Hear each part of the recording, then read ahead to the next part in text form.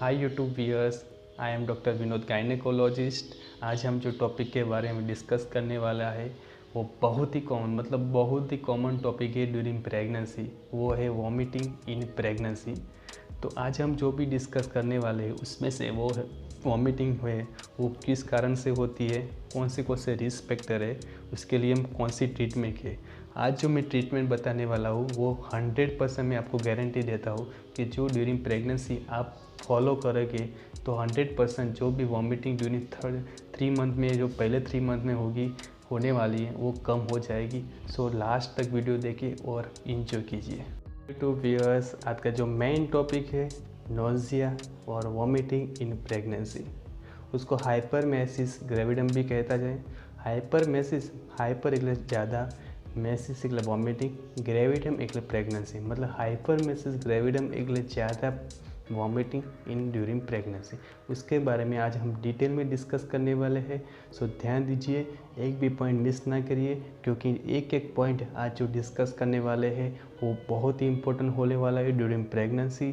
और जो pregnant lady उसके जो है उसको समझना बहुत ही आवश्यक है। सो शुरुआत करती है नोज़िया और वॉमिटिंग इन प्रेगनेंसी, मतलब हाइपरमेसिस ग्रेविडम। जो टॉपिक है उसमें डिस्कस करने वाला है कि ड्यूरिंग प्रेगनेंसी ज़्यादा अमाउंट में वॉमिटिंग क्यों होता है। तो उसका क्लियर रीज़न वो होता है कि फर्स्ट टाइमेस्टर, ड्यूरिंग फर्स्ट टाइमेस्टर मतलब कि पहले जो 3 मंथ होते हैं उसमें बीटा एससीजी का प्रमाण ज़्यादा होता है। तो जितना बीटा एससीजी का प्रमाण ज़्यादा होगा तो इतना अमाउंट में वॉमिटिंग ज़्यादा होगा। सो दैट पता चल गया है कि वॉमिटिंग इन प्रेगनेंसी क्यों होता है। तो उसका रीज़न है कि ज़्यादा अमाउंट में बीटा एससीजी होता है, इसलिए वॉमिटिंग ड्यूरिंग प्रेगनेंसी ज़्यादा होती है। ओके, वो डिस्कस करेंगे कि कौन से फैक्टर हैं कि जो प्रेगनेंसी में ज़्यादा अमाउंट में वॉमिटिंग करवाता है, कि जिसके लिए जो फर्स्ट जो 3 मंथ होते हैं उसमें वॉमिटिंग ज़्यादा होती है। उसमें हम डिटेल में डिस्कस करेंगे। उसमें से जो रिस्क फैक्टर है उसमें से फर्स्ट रिस्क फैक्टर है कि मल्टीपल प्रेगनेंसी। मतलब कि जो वुमन को ट्विंस होगा तो बच्चे दो हो गए तो मतलब बीटा एससीजी लेवल ज़्यादा होगा। सो दैट ट्विंस प्रेगनेंसी में बीटा एससीजी ज़्यादा होगा, सो दैट ज़्यादा अमाउंट में वॉमिटिंग होगा।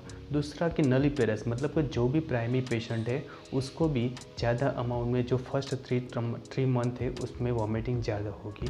तीसरा फैक्टर है कि कोई भी वुमन, उसका जो भी फैमिली हिस्ट्री होगा कि जो फर्स्ट 3 मंथ है उसमें वॉमिटिंग ज़्यादा होने की हिस्ट्री होगी, उसको भी वॉमिटिंग ज़्यादा होगी। और मोस्टली जो वुमन होती है उसका वो रीज़न वही होता है कि नलीपेरस होता है, का तो मल्टीपल प्रेगनेंसी होती है, का तो फैमिली हिस्ट्री होती है। वो जो फैक्टर है, मेन फैक्टर है कि वो मेनली वॉमिटिंग करवाती है ड्यूरिंग प्रेगनेंसी।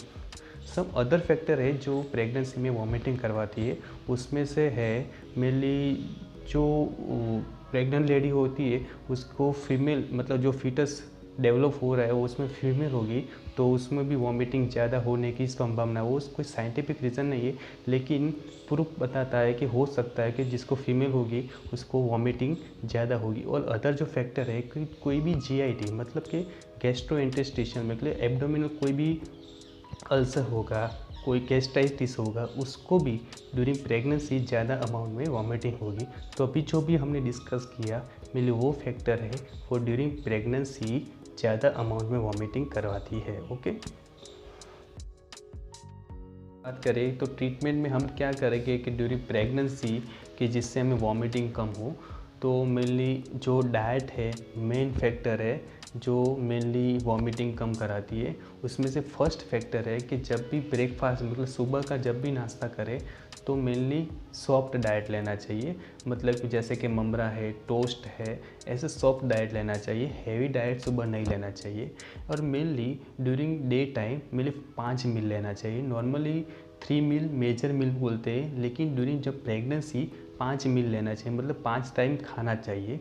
पर लेकिन जब भी 5 टाइम खाते भरपूर पेट नहीं खाना चाहिए। मतलब पूरा पेट भर के जब भी खाएंगे ड्यूरिंग प्रेगनेंसी तो वॉमिटिंग होने का चांस ज़्यादा होता है। ओके, और जब भी खाते हैं तो बीच बीच में पानी पीना चाहिए। ओके, जब भी पानी पिएंगे तो डिस्टेंशन, जो एब्डोमिनल डिस्टेंशन है कम होगा और जिससे कारण वॉमिटिंग भी कम होगी। ओके, और जब भी ड्यूरिंग प्रेगनेंसी मेनली पहले 3 मंथ होते हैं, उसमें हाई फैट डाइट नहीं लेना चाहिए।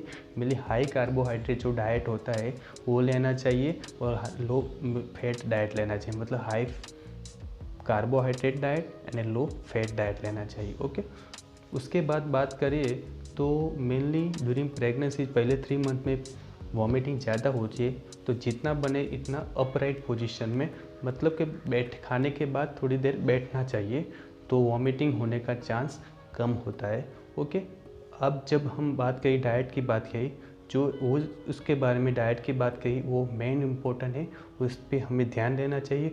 वो ध्यान देके तो वॉमिटिंग आपको आप ड्यूरिंग 3 मंथ जो प्रेगनेंसी है वो कम हो जाएगी। ओके, कितनी बार ऐसा होता है कि डाइट फॉलो करने के बाद भी वॉमिटिंग कम नहीं होती है, तो वॉमिटिंग कम नहीं होती है तो उसके बाद जो भी टैबलेट लेनी पड़ती है, मतलब मेडिसिन लेती पड़ती है, उसको बोलते हैं anti emetic medicine. Anti emetic मतलब कि वॉमिटिंग को कम करने वाली दवाई जो ड्यूरिंग प्रेगनेंसी लेनी पड़ती है।